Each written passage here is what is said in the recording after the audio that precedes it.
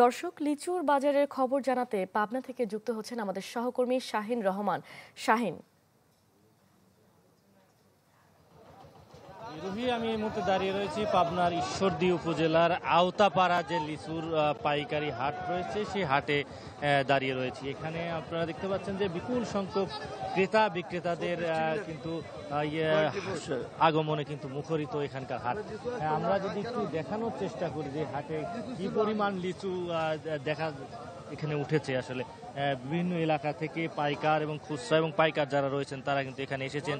যারা লিচু চাষি রয়েছেন তারা এখানে এসেছেন এবং বিক্রি করতে, এবং যারা পাইকার রয়েছেন ঢাকা সহ রাজধানী সহ দেশের বিভিন্ন এলাকা থেকে কিন্তু লিচু কেনার জন্য এখানে এসেছেন। এবং আমরা আজকের যে লিচুর বাজার দর যেটি পেয়েছি, যে প্রতি হাজার লিচু অর্থাৎ 3000 থেকে 4000 অর্থাৎ প্রকার ভেদে এখানে বর্তমানে যে লিচুগুলো পাওয়া যাচ্ছে চায়না, বোম্বাই এবং দেশি আটি জাতের যে লিচুটি রয়েছে সেই লিচু পাওয়া যাচ্ছে। এবং সেই হিসাবে আমরা দেখেছি এইগুলোই পরবর্তীতে বাজারে যখন খুচরা বিক্রি হয় সেগুলো তখন 400 থেকে 500 টাকা শ, অর্থাৎ 100 লিচুর দাম কিন্তু 500 টাকা কেজি, বলা যায় যে 25 লিচু 500 টাকায় বিক্রি হয়।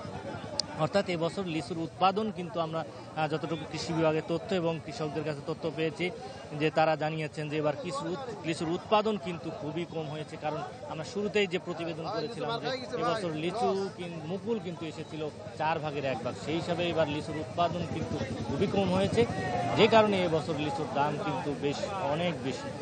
এবং যে লিচুগুলো এসেছে তাতে কৃষকরা ভালো দাম পাচ্ছেন বলে জানিয়েছেন। তো পাবনা জেলায় বর্তমানে 4478 হেক্টর জমিতে লিচুর আবাদ হয়েছে এবছর।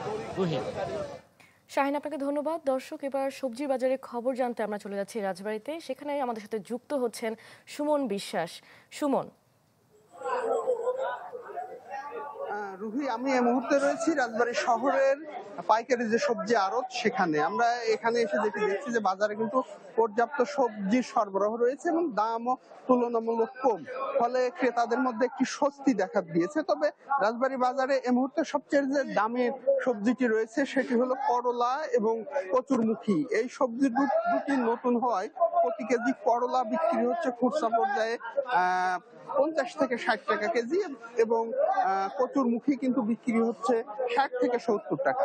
এর বাইরে বাকি যে সবজিগুলো রয়েছে সেগুলো কিন্তু 25 থেকে 40 টাকার মধ্যে প্রতি কেজি বিক্রি হচ্ছে। আমরা যেটি দেখছি যে এখানে কিন্তু একটি লাউ, মধ্যম সাইজের একটি লাউ 30 থেকে 35 টাকায় ক্রেতারা কিনতে পারছে, এবং ঝিঙে, বরবটি, উস্তে এই সবজিগুলো কিন্তু 30 থেকে 35 টাকায় প্রতি কেজিতে বিক্রি হচ্ছে। এর বাইরে আরো যে সবজি রয়েছে, মিষ্টি কুমড়া, তারপরে কচুর লতি এবং ঢেঁড়স, এই সবজিগুলোর দামও কিন্তু অন্য সময়ের তুলনায় একটু কম।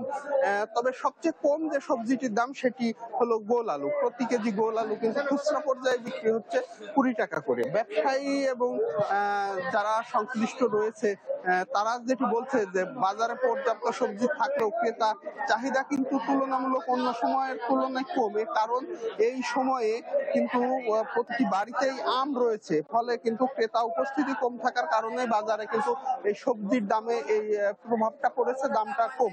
রুহি, এই ছিল রাজবাড়ী থেকে সবজি বাজারের আমার কাছে সর্বশেষ খবর। সুমন, আপনাকে ধন্যবাদ। দর্শক, লিচু ও সবজি বাজারের খবরাখবর জানাচ্ছিলেন আমাদের সহকর্মীরা। সানবিট সব দিবে সামাল। সানবিট ম্যাজিক প্রেস ডিশওয়াশিং এর মাথা ঘোরানো সলিউশন।